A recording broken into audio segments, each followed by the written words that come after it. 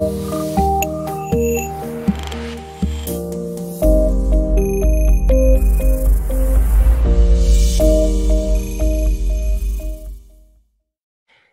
Kevin here, top 100 financial advisor, two-time author, one-time bestseller, and we are here to talk about the stock market. I want to continue with our 21-day Q&A session where I'm answering the top 21 questions that you guys have. 21 is my favorite number, and it's 2021, so it just had to fit, right? All right, so the big question is, how do I find undervalued stocks? And it's a really good question, first off, and it's one that does have somewhat of a definitive answer, at least a process to get to that answer. Now, why would someone want to look for an undervalued stock? We all say buy low, sell high. Well, how do we know what low is?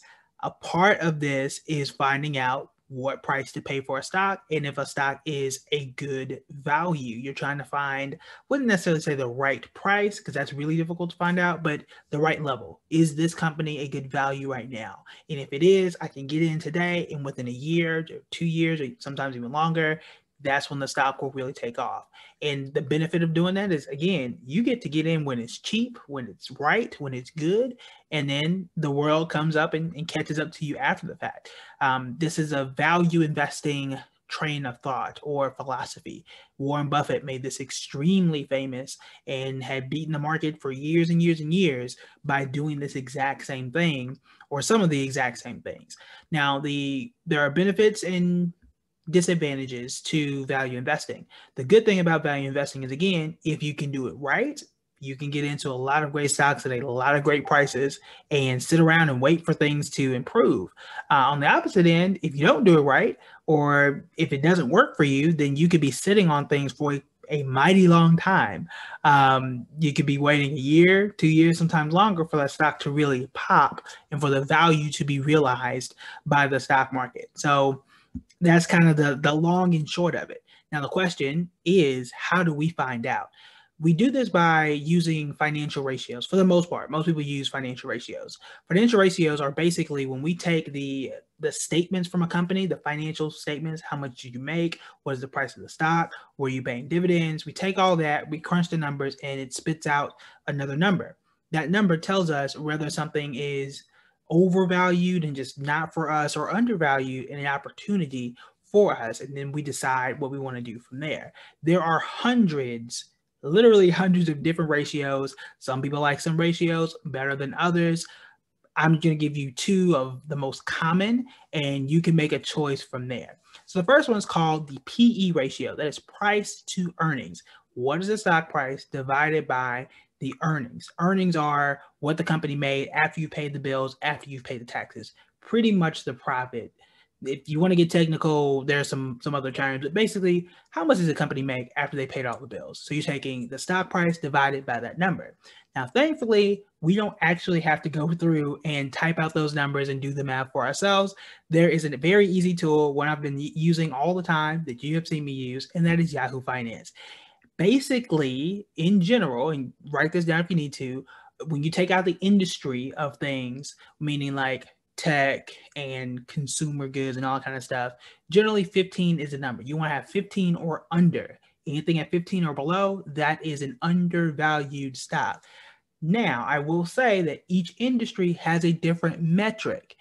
Tech companies usually have very high PE ratios. I don't know what Amazon's is off the top of my head, but that can be 70 or 80, right? So that makes it, oh my God, Amazon is probably overvalued. And it could be, but you want to compare Amazon to Apple to Google and then see who has the lowest PE ratio out of them and probably decide from there which one of those are undervalued, if they're undervalued at all. You always want to compare apples to apples. Don't compare apples to oranges. So what I want to do is show you one of those metrics real quick, and then I'll also show you the second metric as well. So give me a second as we share screens. All right, so you should see this one. This is DR Horton. This stock is undervalued according to PE ratio, as you can see here on Yahoo Finance, at a 10.75. So right now, this would immediately tell us this is probably an undervalued stock. Now, you don't want to just get it just because it's undervalued. You want to actually see How much money has the company made? Are they financially stable? What do they do, right? These are all questions that you want to know before you just jump into it and invest. Now, the good thing about Yahoo Finance, and you can decide how much you want to trust this or not. If you scroll down right here, there's actually a good little bar graph here, or meter, however you want to say it, that tells you whether it's undervalued or not. They say it's undervalued. We have our own little independent number. We think it is undervalued as well. Now they have a fair value number here that you can pay for. I don't really know if you want to pay for that. That's totally up to you. And it'll give you should give you a price to say, look, you want to get it at, I don't know, $79 or whatever. If it's above that, then you probably don't want to get it. So you can use this if you want. I just like kind of independently verifying because I don't know what they use to determine if something is undervalued or not. You can probably hit more details to give you that information, but that's just me. So PE ratio is one of those. Another one is called the dividend. I want to say dividend ratio, the dividend yield. So what people tend to do, and let me take this off real quick. What people tend to do to say whether a company is undervalued is to say, what is the dividend yield? So what is the price versus the dividend that the company is paying versus what the rest of the market is doing. So for example, I'll show you one. If this company is paying an 8% dividend and the rest of the market is paying a 2% dividend, that company is undervalued because they are the money they could be using to grow the company, the money they could be using to do other stuff. They're giving it to you as an investor, and that's saying that they are undervalued. They're not realizing their full potential, but they're still doing well. That's just a metric that some people tend to use. I'm not really big into it because I think it can be more of a dividend trap. I did a video on that one months and months ago, but again, some people use this to find undervalued stocks. So I'm going to show you an example of that as well.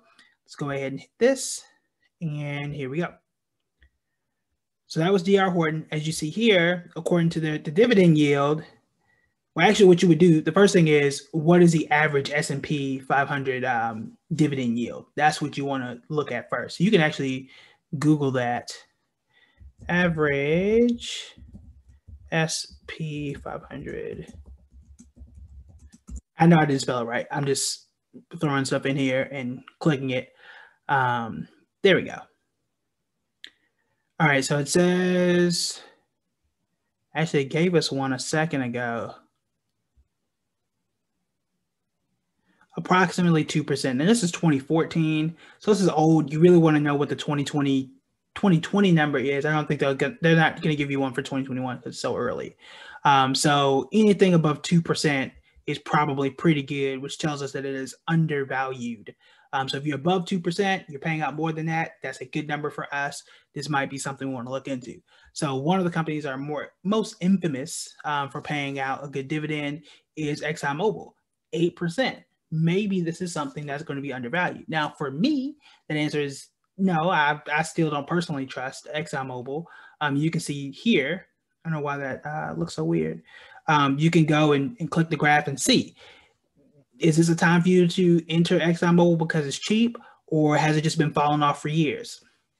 That's a question you would have to answer. So you can ignore the red and green lines, but you can see that over the last 5 years, yes, it's been paying out a great dividend, so you would have gotten paid. But as we saw, it's been not great for the better part of 5 years. So again, that happens though. That happens when you invest in or when you try to a certain value. Now, on the opposite side of things, I can also go back and see what their PE ratio is. And their PE ratio is really high. Now, again, I would compare this to other oil companies. So I might compare it to Chevron. I might compare it to Phillips 66. And this, I mean, to me, this is too high. This is probably too high. I really need to compare it to the others to see. But my first reaction is this is too high. So you got, these two things disagree. So maybe this is not a company for me to invest in. But those are just two metrics. Again, there are hundreds of different ones that people tend to use. There's a mixture. that, some people use 5, some people use 10. It really depends on what you want to do. But that is one example. Again, that's just the first entry. If I were someone that were looking at just those 2 metrics, I would look at PE ratio, and there are some studies that show P ratio is relatively accurate. And then I would compare perhaps a dividend if the company pays a dividend. But again, this is a more of a long-term strategy. And it is something that is very, very focused on being very disciplined, getting in, holding it, and staying in for quite a while, usually 2 years or more. Totally fine if that's what you want to do, but you always want to make sure that you are comfortable in what you are trying to do and making sure that you are, I don't want to say keeping the faith, but looking for the right term. So you're not comparing. What you don't want to do is compare. For example, when I posted my my portfolio on, I think it was on Instagram, I had made like 80% in 2020, which is well beyond the average of 7.